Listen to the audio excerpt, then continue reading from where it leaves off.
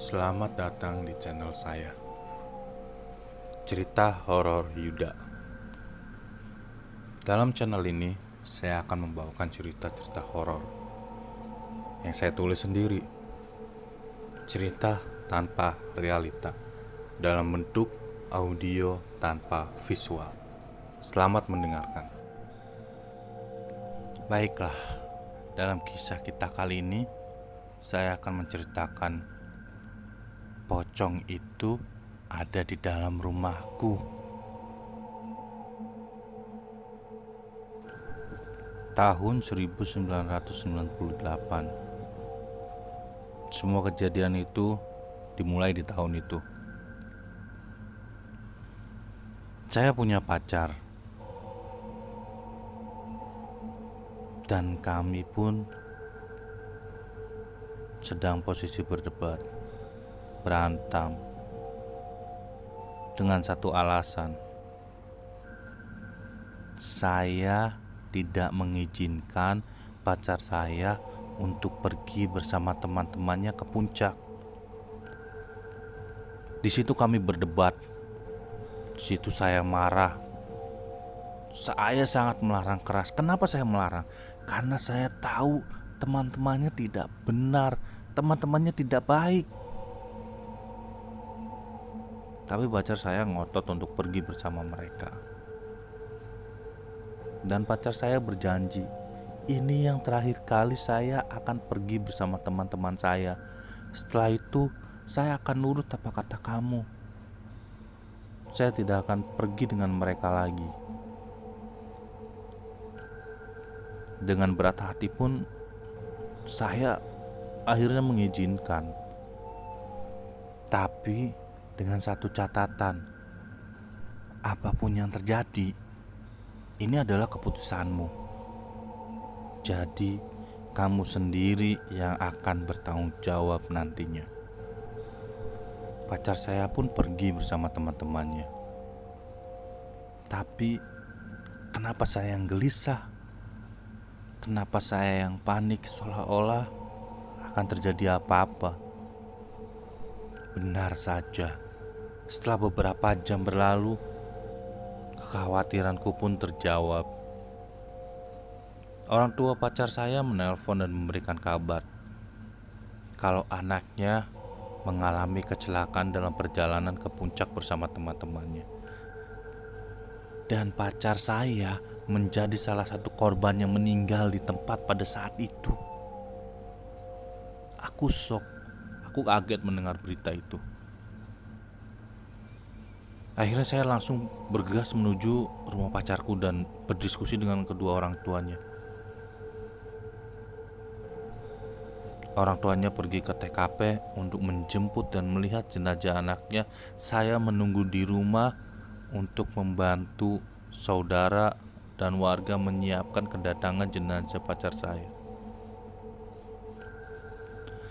Saya masih benar-benar shock karena baru saja saya melarang pacar saya untuk pergi. Dan ternyata kedua orang tuanya pun melarang. Dan kedua orang tuanya mendapatkan jawaban yang sama seperti saya. Saya berjanji ini adalah perjalanan terakhir dengan teman-teman saya. Saya tidak akan pergi lagi dengan mereka. Itu kata terakhir yang kedua orang tua pacar saya dengar dari mulut pacar saya. Sampai akhirnya jenazah pacar saya pun datang ke rumah. Saya sedih sampai saya tidak bisa berkata apa-apa lagi. Saya terpukul dengan keadaan seperti ini.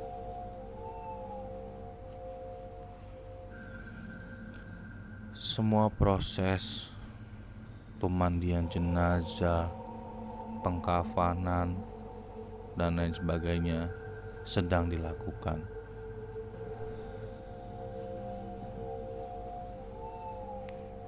Saya melihat jenazah pacar saya dengan kondisi yang luka, banyak darah, dan lain sebagainya. Sepertinya kecelakaan ini cukup dahsyat sampai merenggut nyawa dari pacar saya. Hari menjelang sore dan hujan rintik pun mulai turun. Proses pemakaman pacar saya dimulai. Kami berjalan menuju tempat pemakaman umum. Kami melakukan proses penguburan jenazah dengan diiringi cuaca yang rintik hujan. Cuaca sangat betul-betul mencekam. Keadaan pun mencekam. Sampai saya bingung, ya Allah, ampunilah dosa-dosa pacar saya ini. Dengan berat hati dan sangat sedih, saya ikut menguburkan dan berada di dalam liang lahat untuk terakhir kali melihat pacar saya. Proses pemakaman pun selesai. Saya pulang ke rumah pacar saya dengan kedua orang tuanya. Karena hari sudah mau menjelang maghrib dan nanti malam akan diadakan tahlilan, saya segera pamit untuk pulang dan bersih-bersih.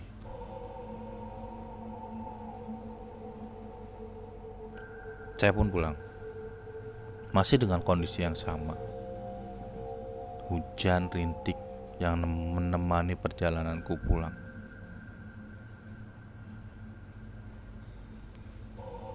Saya sampai rumah hampir menjelang maghrib. Kondisi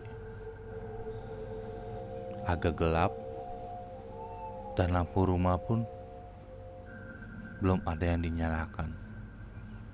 Karena keluargaku memang sedang keluar kota, jadi rumah sepi. Saya baru saja melepas sendal di depan pintu rumah saya. Tiba-tiba pandangan saya melihat ke sebuah jendela dan tembus ke dalam ruangan rumah saya. Saya melihat sesosok melintas dengan sangat cepat. Astagfirullahaladzim. Saya pun spontan kaget. Siapa di dalam? Sampai saya berteriak, "Halo, ada orang di dalam?" Tapi saya tahu di dalam tidak ada orang, karena memang semua keluargaku sedang keluar kota. Baiklah, dengan kondisi yang agak takut, gemetar, deg-degan, saya memberanikan diri untuk masuk dan sesegera mungkin menyalakan lampu. Saya nyalakan lampu satu persatu ruangan di dalam rumah saya. Ketika saya sudah berjalan masuk ke dalam ruang tengah, masih dengan kondisi yang gelap, saya dikagetkan dengan kursi goyang yang bergerak sendiri.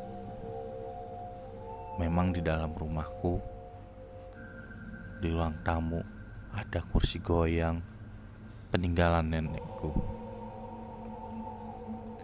Saya kembali kaget di situ. Akhirnya saya sesegera mungkin menyalakan lampu ruangan tersebut. Alhamdulillah, kursi goyang pun berhenti.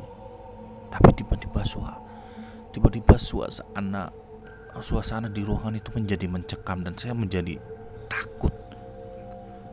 Ada apa ini? Apa yang sebetulnya terjadi?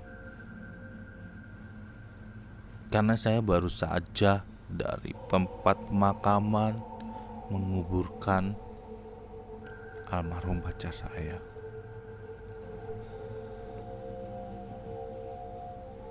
Baiklah, mungkin tubuhku masih kotor karena habis dari tempat pemakaman. Saya segera mungkin masuk ke dalam kamar mandi, membersihkan semua tanah yang masih nempel, apa segala macam, dan aku segera mengganti bajuku. Saya langsung bergegas ke kamar untuk siap-siap balik lagi ke rumah pacarku, melakukan tahlilan malam pertama. Tapi apa yang terjadi? Ketika saya balik badan, saya melihat pacar saya tepat berada di depan muka saya dengan kondisi kain kafan yang melekat di tubuhnya, yaitu pocong. Mukanya sedih, mukanya sangat sedih. Saya kaget, saya terpaku. Astagfirullahaladzim. Sebetulnya saya tidak berani menatap. Saya langsung menutup muka saya. Saya pikir ini hanya halusinasi. Saya membaca doa dan saya kembali membuka mata saya. Ternyata pocong itu masih ada di depan muka saya.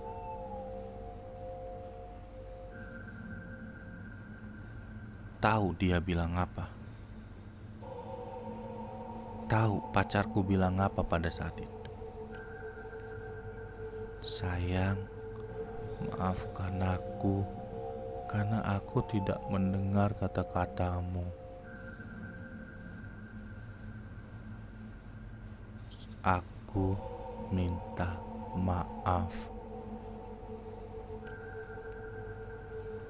Aku diam.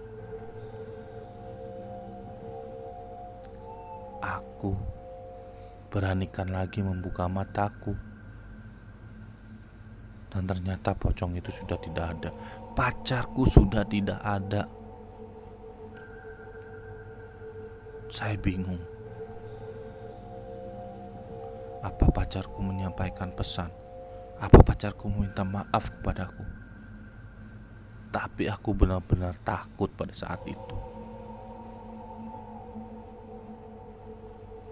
Saya takut karena pacarku datang dengan kondisi yang sudah menjadi pocong dan menyampaikan minta maaf.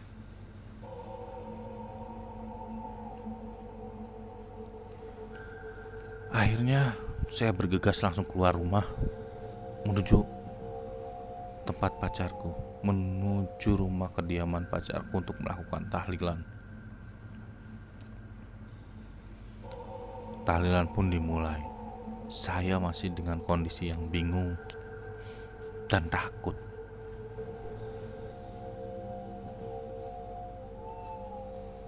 Setelah tahlilan pun selesai, saya berdiskusi dan kedua orang tua pacarku. Bu, Pak, tadi si almarhum ada di rumahku dan dia berkata meminta maaf atas keputusannya. Ibu bapaknya pun berkata, "Iya mas, kamu yang ikhlas. Biarkan almarhum tenang di alam sana." Ibu bapak pun sudah mengikhlaskan walau sangat berat sekali. Baik pak, saya juga harus mengikhlaskan. Saya pun pulang kembali ke rumah. Alhamdulillah keluargaku juga sudah sampai rumah. Jadi rumah tidak sepi. Akhirnya malam itu saya terbaring. Badan ini terasa letih lelah. Tapi almarhum pacar saya selalu saja hadir di dalam pikiran saya. Saya kembali memanjatkan doa, memberikan doa untuk almarhum pacar saya agar dia diterima Allah SWT.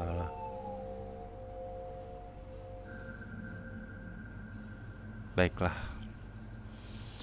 itu sedikit pengalaman dan cerita tentang pocong itu ada di rumah saya. Semoga teman-teman terhibur dengan cerita ini.